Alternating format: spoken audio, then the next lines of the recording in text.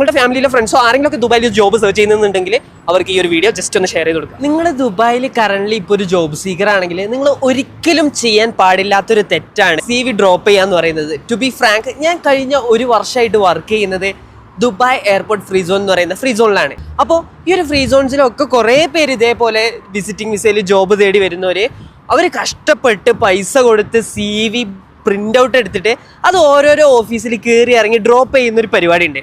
സത്യം പറയാലോ, നിങ്ങൾ ഒരിക്കലും ഇത് ചെയ്യാൻ പാടില്ല. കാരണം എന്താണെന്ന് വെച്ചാൽ ഈ നമ്മൾ കൊണ്ട് കൊടുത്ത ഈ ഡ്രോപ്പ് ചെയ്ത CV നോക്കിയിട്ട് നമ്മളെ വിളിക്കുക എന്ന് പറയുന്നത് 100ൽ വെറും 1% ഉള്ളൂ. ബാക്കി 99% നമ്മുടെ മണി ആണെങ്കിലും ടൈം ആണെങ്കിലും എനർജി ആണെങ്കിലും ഒക്കെ നമ്മൾ വേസ്റ്റ് ആണ് ചെയ്യുന്നത്. സോ എന്ത് ചെയ്യാം എന്ന് ചോദിക്കുകയാണെങ്കിൽ നമ്മൾ ജസ്റ്റ് ഗൂഗിൾ മാപ്പ് എടുക്കുക. എന്നിട്ട് ഏതൊക്കെ സ്ഥലങ്ങളിലാണ് കൂടുതൽ കമ്പനീസ് ഓഫീസേഴ്സ് ഉള്ളതെന്നുള്ളത് നമുക്കറിയാലോ. ഇപ്പോൾ ബിസിനസ് വേ നമുക്ക് എക്സാമ്പിൾ എടുക്കാം, ദുബായ് എയർപോർട്ട് ഫ്രീ സോൺ എടുക്കാം, ജബലലി എടുക്കാം. ഇങ്ങനെ ധാരാളം ഇഷ്ടം പോലെ ഫ്രീ സോൺ ഉണ്ട് ദുബായിൽ.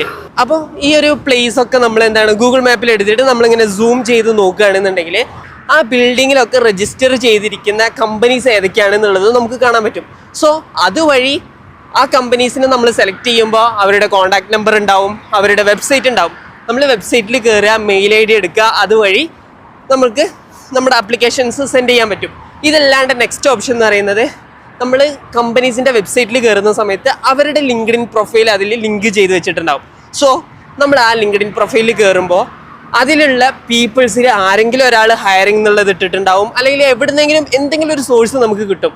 ആ ഒരു സോഴ്സ് ഉപയോഗിച്ചിട്ട് നമ്മളെ റെസ്യൂംസ് അയച്ചു കൊടുക്കുക. ഇത് കുറച്ചുകൂടി ബെറ്റർ ആയിരിക്കും. കാരണം എന്താണെന്ന് വെച്ചാൽ നിങ്ങൾക്ക് അധികം എനർജി വേസ്റ്റ് ചെയ്യേണ്ട ആവശ്യമില്ല, പൈസ വേസ്റ്റ് ചെയ്യേണ്ട ആവശ്യമില്ല. നമുക്ക് കുറഞ്ഞ സമയം ഉണ്ടാവുള്ളൂ, വെറും 2 മന്ത് ആണല്ലോ. ആ ഒരു 2 മന്ത് നമുക്ക് പ്രൊഡക്റ്റീവാക്കി ചേഞ്ച് ചെയ്യാം.